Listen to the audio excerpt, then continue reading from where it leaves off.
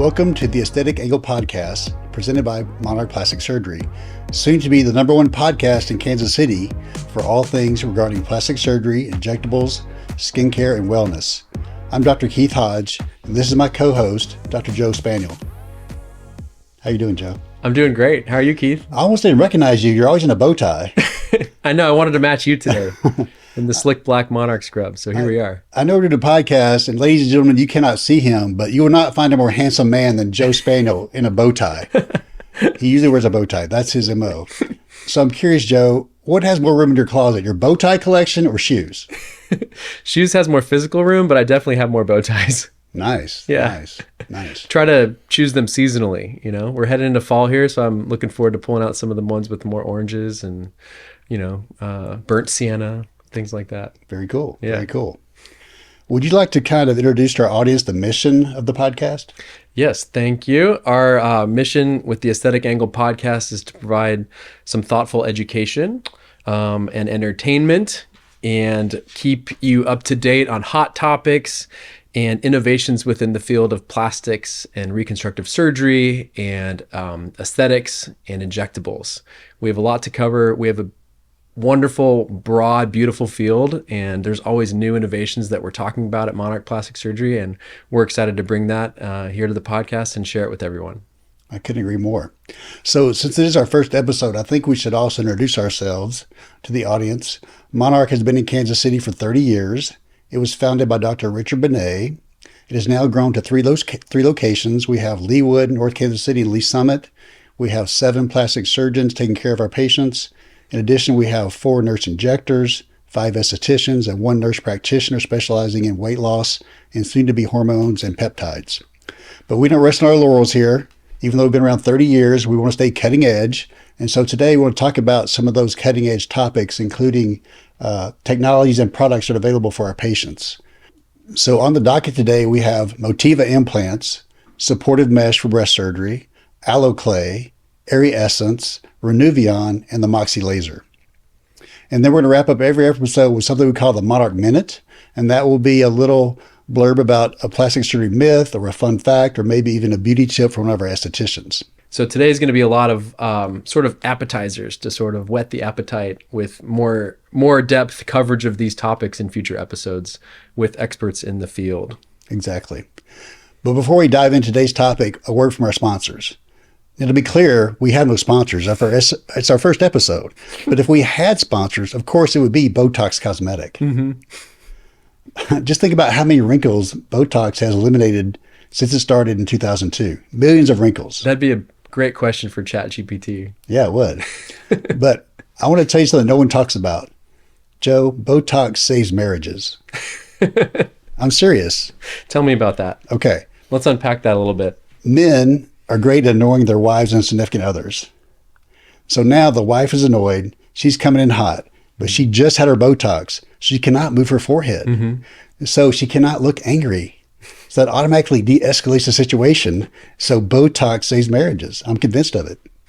I think it leads to less instruction following children, though. I think my children don't listen to me as much as my forehead is frozen. That is true. It happened to me in training. So I made sure to get Botox after that with very conscious injectors so that I could still emote and show my children when I was frustrated with them. Otherwise, they don't listen as hard, I swear. I believe you. Yeah. Now our next non-sponsor sponsor. If we had another sponsor, it would be Tiger Aesthetics, because Tiger Aesthetics gives us Sientra implants, AlloClay, and surgical mesh. But Joe, I think they missed the boat on naming their company. Okay. When I think about a tiger, I do not think about a cosmetic company. Mm-hmm. What would you have as your mascot, what animal, insect, whatever, if you were starting a cosmetic company? Well, of course, at Monarch, I'm drawn to the butterfly. Exactly. Well, if I were going to have a cosmetic company and I was going to choose a cat, I would choose the cougar for obvious reasons. Because we occasionally see cougars at Monarch Plastic Surgery. True. That's true. Touche. Okay. Well, let's get down to business. Let's talk Motiva. Motiva implants just came out last year. They're FDA approved, and I think they have some advantages. Have you been using Motiva implants, Joe? I have. Yeah. A few months ago. I think they're great. Mm-hmm. Motiva is considered a smooth shell implant, but has a 4-micron texture to it. And that texturing is supposed to decrease the body's production of scar tissue. So that should decrease our risk of a capsular contracture forming. Mm-hmm. And in the American 4-year study, it had less than 1% capsular contracture rate, which is the lowest ever published. I think that is an advantage. Agreed. The other advantage for me is that it is 100% filled, and so it's wrinkle-free. Mm-hmm. So now I'm much more comfortable placing this implant in front of the muscle for thin patients. Mm-hmm. Because I think if you can avoid animation by being in front of the muscle and avoid lateralization over time, going in front of the muscle is a great option for most women. Yes, I agree. I attended the aesthetic conference virtually this last spring, and that was a big topic there was revision cosmetic breast surgery. And the culprit for a lot of problems for many women is the subpectoral plane or the dual plane. So it seems to be that the big thinkers within cosmetic breast surgery are leaning more to a subglandular or subfascial pocket, which certainly lends itself nicely to this sort of implant. And also decreased recovery time. Mm-hmm. Some patients just need Tylenol after surgery if it's in front of the muscle. Yeah, 100%. Which I love. And they reach their sort of final result a lot sooner. You know, they're happy and they're talking about their friends at 6 weeks instead of 3 months, and which is great. I mean, if the outcomes are similar, it's like, why not? Yeah, I agree. And then we offer patients Motiva, and often our go-to implant is Sientra at this practice, and we let patients, hold them both. I talk to them about both implants, the upsides of both options. Many women are leaning towards Motiva because they like that texture, they like the chance of decreased capsular contracture rate, and so it's an exciting, newer innovation within the last year that we've helped bring to the area. I agree. And I do the same thing. I discuss both implants with my patients. I explain that Sientra has 6 different profiles, Mm-hmm. whereas Motiva has 3. Mm-hmm. And that's the fill of the implant to give a different look. Yep. So sometimes patients still choose still choose Sientra over Motiva. Some people feel that Sientra feels a little softer. Mm-hmm. And some people like the 20-year warranty for rupture versus 10-year warranty for Motiva. So there's still some people who want Sientra, but some want Motiva, and I think they're both great implants. And I don't think there's a right or wrong choice. I agree. I mean, the subtleties are small, but for patients that are making the decisions, those can definitely make or break depending on what their priorities are. For patients that I'm seeing for capsular contracture, I encourage them to try Motiva. Oh, absolutely. Unless they have a reason that they want to stick with Sientra or like the feel or whatever, but most patients are going to do what we recommend. And then, their risk of another capsular contracture is lower if you can put in an implant that has a lower capsular contracture rate. So absolutely. And here at our practice, the cost for them is the same. So they're not paying more for a lower capsular contracture rate. They just hopefully get that benefit. Well, speaking of revisional surgery, when do you use mesh with your patients? Yeah, thanks. I think supportive mesh in breast surgery is worth considering in women that have lost a lot of weight or have had previous breast surgery where that tissue is just not as strong. After the body heals from surgery, it's about 80% as strong as it was before. So anytime you go back in and you revise on breast surgery, it heals weaker than it did before. So the chance of having another revision after your second revision goes up. So if you can decrease that risk, you decrease the risk of later revisions. So I always encourage patients to consider putting in some sort of supportive mesh. The mesh that you and I both use, we use a couple different brands, but it dissolves completely after about 2 to 3 years, but it's most of the way absorbed at about 9 to 12 months. And if you look at the way the body heals and builds up that scar tissue, that takes around 9 to 12 months to happen. So I compare the supportive mesh to sort of an insurance policy to hold things in place kind of while the body is healing. And patients really like hearing that. And because I've seen the opposite. I've done a revision on a patient with capsular contracture and I didn't put mesh in, and 6 months later things had dropped and it was like, oh yeah, this is a bummer. And we're looking at going back and revising that quickly. In patients I've done that I've placed mesh for, it just holds things in place better. It doesn't take away the chance of a revision, but it certainly improves the chances of them needing it. The mesh doesn't add a whole lot of time. It doesn't add any risk. Like I said, it's dissolvable or absorbs. So it's not like the mesh people see advertised on television. It's very low risk, very safe. And I always think it's worth considering in those certain patients. I totally agree. I use it sometimes when patients have bottoming out. Sure. And so I want to provide more support.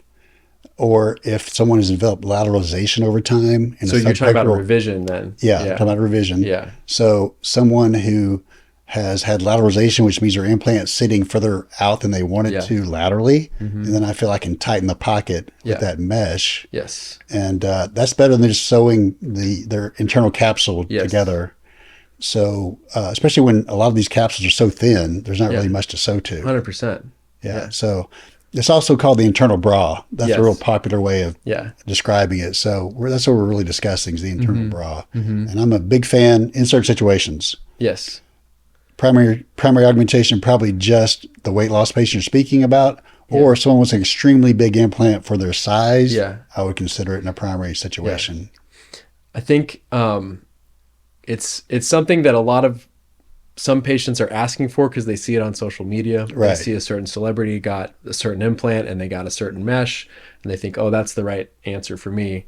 I think just because the option is there doesn't mean it's the right thing for, that patient. Right. And I try to approach it that way, that just because so-and-so got this in Southern California, sure, we could do that. I just don't think you need that. Right.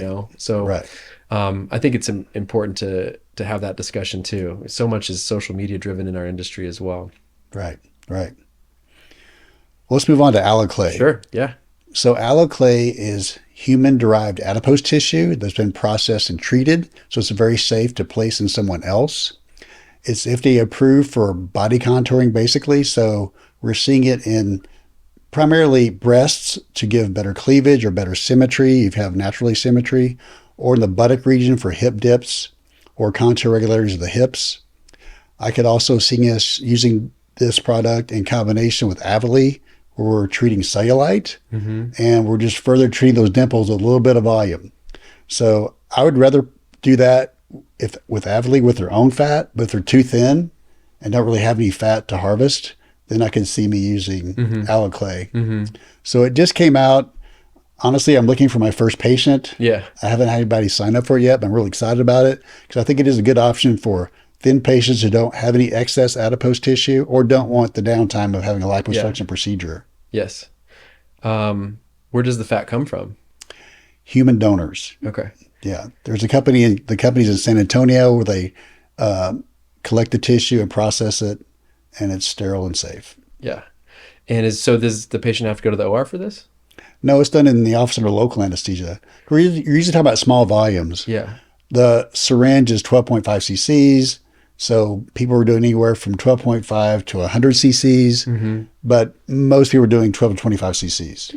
So the patient could save anesthesia and facility fee costs, right? If you're comparing it to a fat grafting procedure, correct? Which we often are, and so sometimes it might be less downtime and potentially similar cost-wise if you're able to do it in the office. Right. And the other benefit is it's 100% take. When we do fat grafting, we're collecting the liposuction adipose tissue, we're washing it, we're placing it back in the soft tissue. There's always some that's not going to take. And so this is more predictable in small volumes. Yes. Yeah.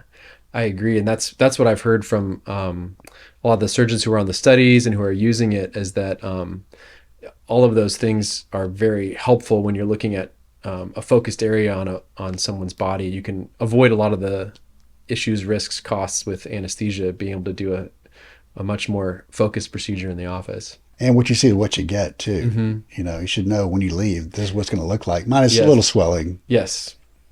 Yeah, but I've seen that with fat grafting, and I do a very well, published technique with fat grafting, and even in the breast where it should be a really good take, sometimes you just don't get what you feel like you should. I mean, you worked really hard to harvest that fat and process it correctly, wash it, and place it consciously. And sometimes it doesn't all survive, and it can be disheartening for you and the patient. So having a Absolutely. product out there that has a really good retention rate is exciting. I'm excited to try it too. Okay, next topic, Airy Essence. Yes. So Ariessence is platelet-derived growth factor. It is utilized by our injectors here at Monarch Plastic Surgery. Many people would get filler in certain areas of the face to improve volume loss. Ariessence is an exciting product because it stimulates the body to produce collagen in a way that is relatively predictable and safe and permanent. So it's being used here at Monarch typically for tear troughs, and the results are really nice. And the thought process is that it should create a permanent improvement, then the patient doesn't need filler again in 12 to 15 months like they would with typical filler. It also avoids some of the foreign body responses you can see with some filler. And it's often compared to platelet-rich plasma, where you have to take a blood sample from the patient, spin it down, and then you're injecting. It's a kind of a cocktail of different things that you obtained from the blood sample. And some of the concentrations of the different elements can be unequal, whereas Ariessence or platelet-derived growth factor is you know what you're getting. It's pharmaceutical grade, sterile, so you know exactly what you're putting into that patient, and so it's a much more controlled process, and thus a controlled and predictable response. So I'm looking forward to having one of our injectors on to talk more about that. Nice. Yeah. Yeah, that's exciting. Because tear troughs are a challenge for people who don't want a blepharoplasty. I mean, we can do a lot of good things with a surgical procedure. Yes. But not everybody's up for that. They don't want the downtime. Yeah. They don't want the risk or the cost. Yes. So it's nice to have a non-invasive or minimally invasive option. Agreed. For that. And Ariessence is typically done, I think, in 2 or 3 treatments. So it's done kind of slowly and consciously with our injectors, and they just more excited about it as far as the predictable results. Filler, sometimes even with a very experienced injector, can make them nervous, especially in the tear trough area. There's some pretty complex anatomy there. So I think Ariessence is a really exciting product that we offer too. Nice. I'm excited to have one of our injectors on, talk more about it. Absolutely. Yeah. Okay, the next topic is Renuvion. Renuvion is a skin tightening device. Unfortunately, as we age, we lose collagen and elasticity. That peaks around age 25 for most people. And so liposuction alone is not always a great procedure for people, because if we just remove the excess adipose tissue or fat, we may leave a patient more loose and less satisfied with their appearance. So Renuvion is a great adjunct to liposuction. It is radiofrequency heating with helium gas cooling. And so after you have done liposuction, you create these channels in the soft tissues, and the Renuvion cannula needs that. It's a blunt cannula, so it needs those channels to pass to the tissues. And it emits the radiofrequency heat and the helium gas, and that should provide 3 times the skin tightening of liposuction alone. So the studies show about 10% skin tightening with liposuction for most people, and we get to 30% skin tightening at 1 year with Renuvion. And so that's been a great benefit for some of our patients. And I will commonly add that on to arms or thighs, or even back and flank and tummy sometimes, depending on the situation, where there's been weight fluctuations or multiple pregnancies or things like that. So I think it's a great adjunct, and has allowed me to say yes to more people for liposuction. Sure. Yeah.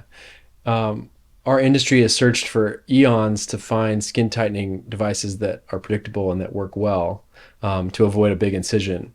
And there's a lot out there that apply energy to tissue in order to induce a low-level thermal injury, and that injury causes collagen deposition and tissue tightening. I like Renuvion. Of the devices I've seen and learned about, I like Renuvion the most because I think the physics makes a lot of sense. When it puts the helium into the plasma state, that discharges into the connective tissue network between the skin and the deeper tissues. So it's not just kind of bulk heating like some other devices out there. It actually sort of targets the connective tissue, which can really do the most as far as tightening. And that's why like it the most. I agree. I think it's a great adjunct to for some tissue tightening in certain patients. Over a decade ago, we had smart liposuction, and that was great because it did increase the skin tightening effect after liposuction. But it was that more of that, big blast of thermal energy, more risk of scarring. I've not seen that in Renuvion. The one cool thing about Renuvion is with the helium, if you don't get it all out, you get these little subcutaneous bubbles. And so it's like bubble wrap into your skin, and the patients will absorb that, and it's not harmful, but it just kind of a unique feature. Yeah, and you have to be really careful in a super thin patient, because if you put too much helium in, they could float up off of the OR table. You have to make sure they're strapped down. I haven't seen that, Joe, but I haven't either. I'll take your word for it. What's next? Next, we're going to touch on Moxie. So it's a new laser we brought to Monarch Plastic Surgery within the last year. Our estheticians love it. I think because patients love it. It is it's a laser that can target a little bit deeper within the skin and increase collagen production and some skin tightening. And it also treats minor signs of aging. It treats fine lines and wrinkles.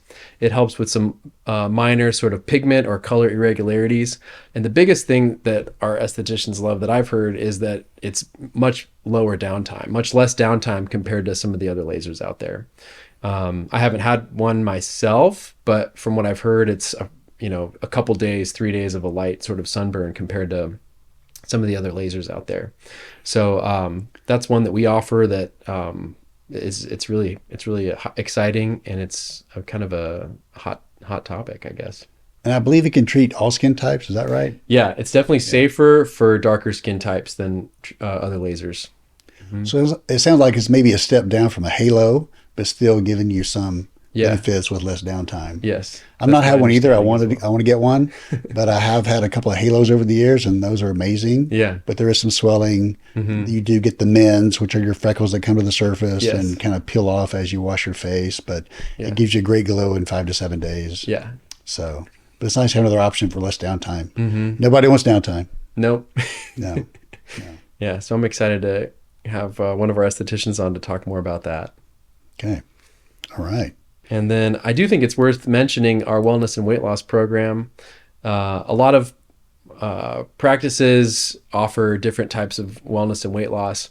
What is great about what we offer here at Monarch Plastic Surgery is that we have a great nurse practitioner, incredibly well trained. She worked with a holistic medicine group for a few years. She's well versed with some of the GLP-1 medications for weight loss, but she can treat a lot of different things. She can help with hormone imbalances and poor energy, perimenopause symptoms, in addition to the stuff that people think of when they think of wellness and weight loss, vitamin deficiencies. And so I'm excited to have Laura on as well to discuss absolutely some of those exciting new venues. I predict we'll have her on for a lot of topics, because just one of those things you said could be an entire topic. We do a deep dive. Yes, agreed. Yeah. But we're very happy to have Laura on board. She's been a great asset and really going to, develop our wellness portion of our practice. So we're ready for the Monarch Minute? Yes. So this, I was a little bit disappointed. I was excited to talk about astrophysics and the James Webb Space Telescope, but I know you are. I got voted down that our listeners may not want to hear that too much about astrophysics or space science. But so anyway, I'll talk about something kind of a myth that we hear about often when we're consulting with patients, but it's that breast implants need to be exchanged every 10 years or something. I get that all the time. Yeah, I think probably twice a week. And so I'm telling patients, and we'll tell our listeners, that that's not the case. Implants can last many years, and they do not require regular replacement, but they do require some monitoring. Whether they replace for cosmetic or reconstructive purposes, they're not lifetime devices. There is something called a silent rupture with silicone implants particular. And with saline implants, the implant deflates and the saline absorbs, and the woman notices that their breast deflates. The silicone gel tends to stay in place within the pocket of the breast. So that means you may not know or may not feel any change at all. And the majority of silicone implant ruptures are silent. and they're only detectable with imaging. So for that reason, the FDA recommends screening implants starting at 5 years with either a high resolution ultrasound or MRI, and then every other year after that. The rupture rate is around 1 to 2% per year. So if you figure at 10 years, you're at about 10 to 20% risk of rupture. So there's many women walking around out there with silicone implants that are probably ruptured and they have no symptoms. But it is worthwhile to get that checked. And if there is a rupture, then the FDA and most board certified plastic surgeons would recommend replacement. There's also in-office ultrasound, which we're hoping to bring to this practice here in the near future so that we can screen our own patients once they're ready for screening to check the silicone implants and avoid having to try to get an MRI and see if insurance will pay for it or not, stuff like that. Because MRI out of pocket can be a few $100s, so we may be able to save patients that cost by just doing it in the office, starting at that 5-year mark. So overall, breast implants are safe. They are long-lasting, but they do require some they do not require regular replacement on any specific schedule. But silicone implants do require some attention, starting at about 5 years to check for rupture. I totally agree with you. What I tell my patients when I get that question is, back in the 80s, these shells are much thicker. Mm-hmm. You could actually have gel bleed through an intact shell.